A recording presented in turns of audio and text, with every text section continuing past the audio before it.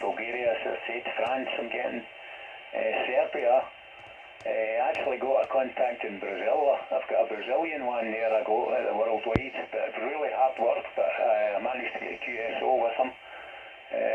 Canada, like say Romania, as I said, Poland and Hungary, so it can be done, Jimmy. It's hard work, Jack, I don't know what I mean. It's really hard work, but you can get them. You just got to hang in there and have the patience. Back to yourself, Jim. He's blowing my how about 4x4 at 2 metres, Tommy? Sorry, Jack? How about 4x4 at 2 metres? I've just put a 2 metre antenna up, Jack, so I'm getting the repeaters and to talk back to me. So I've not really, I've had one contact when it was Robert RWJ in fact, and he was coming off his work. I managed to get a chat with him, but I've got the rig working and that and tuned in. Now what I'm saying is, how would you fancy working Israel 4x4 on 2 metres, Tommy, over? Aye, sounds good, Jack. I did it. one of my claims to fame. About 30 years ago from here, this QTH, when I was into seriously into the VHF DXing, and sporadic E, so all round Victor Oscar, Victor Uniform, the Balkans, and down into, I don't know if I was Sarah Victor, but certainly like 4x4. And that was a big plus, as it were, on sporadic E. So 4x4 on 2 metres into GM, Tommy. Aye, amazing, brilliant. That's something to talk about. Yeah. They say the sporadic E is coming back to us, Jack. They say it's coming back. Well, it's quite lively this year. It's always going to be around about June time, when the sun's pretty active and suddenly the E layer's a bit more ionised, and you get these reflections where the VHF signal is reflected. That's what it's all about. Normally signals like up on 2 metres will go right through it, right through the E's, F1, F2, straight into space. All you find is that sporadic E, it's not always sporadic E. There's a bit of F and F2. You get an increased level of ionisation because the sun because it's in the midsummer, it's around a lot longer, so it actually activates the ionosphere a bit higher, so high level of activation, or agitation is a better word, agitation.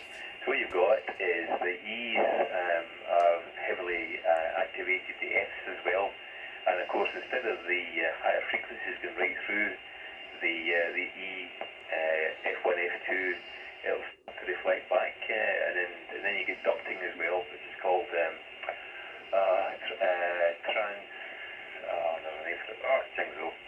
basically you get ducting up in F1 and F2, and so your signal goes into the duct, and it's then propagated along and then pops back out again, Tommy, over. Aye, so that's actually taking you a lot further distance, Jack, that's what's happening there, aye.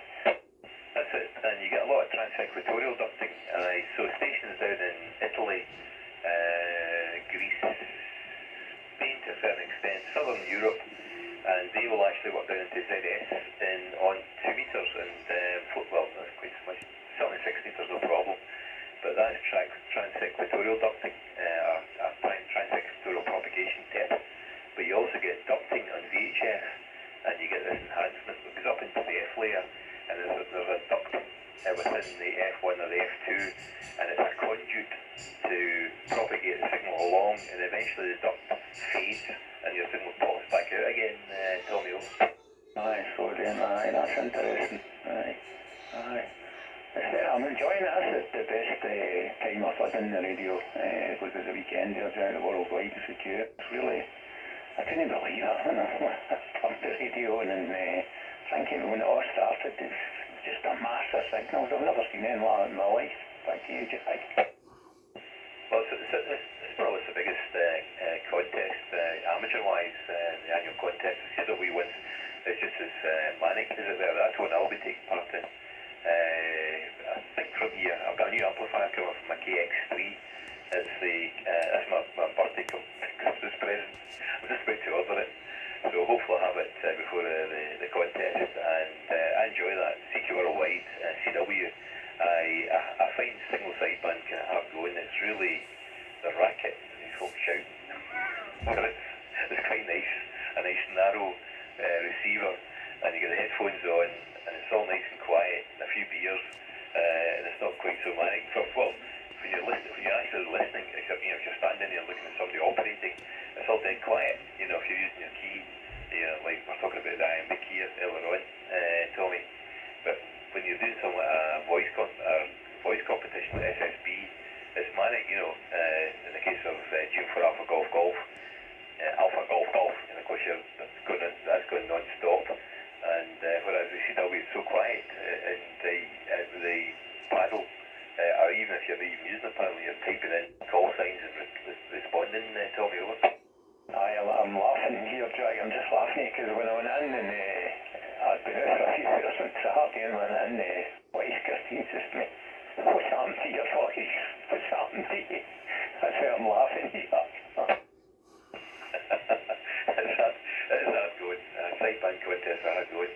Data's not quite, again, it's all you're driving things on the keyboard, and to a certain extent with CW you're doing that. Most of the time you can come back with you'll use your paddle, or it's not normally, as I was talking about earlier, it's not normally paddle, you're using either a straight paddle or an iambic paddle, and you come back maybe with a wee question mark if it's something, and you go back in your paddle and ask the station. But normally you're just sitting there busy putting the call signs, and then you're responding to them just in the appropriate function key, Tommy. Very interesting. I was enjoying listening. It's really interesting. I'll eventually come across that. The next step for me, Jack, is to try and get my intermediate and under my belt. Have a go with that. Start studying for that. See how I go on with that. Back to you, Jack. I'm going to bow out now, Jack. I'm going to say G73. I think you're the only one left in Jim. You as well, Jim. So best advice, Jim, is get the HF rigging and get in there. You've got to give it a try. You'll get a few under your belt. So make my 7 Charlie Tango Golf, wishing the rest of the net that's left is 7-3. Back to you, Jack. I think Sam may be there. You still there, Sam? What for me, Jack? No, I was calling you back in. You kind of left out the side there. That was Tommy heading off, and I just thought you were just call you back in, Sam. Over. Yeah, Roger. You dropped a bit signal level with me. Oh, your audio dropped anyway. So I'll just see a thought for the boot shack. Sam, okay. And you copying Sam, okay, Tommy? Yeah, I've got Sam 7-3. Sam, I'll speak to you next week. I've got you signal still the same. Sam, you're 5-5 to me. 7-3. Any copy, Sam? No, I didn't hear my arm get that noise. It's pretty levels creeped up here. I got Tommy earlier. He was coming in about 5x4, 5x3, and was readable for a wee bit. But things change. And I say, for some reason, a wee bit of noise here at the moment. Okay, so I think it's probably noise at your end,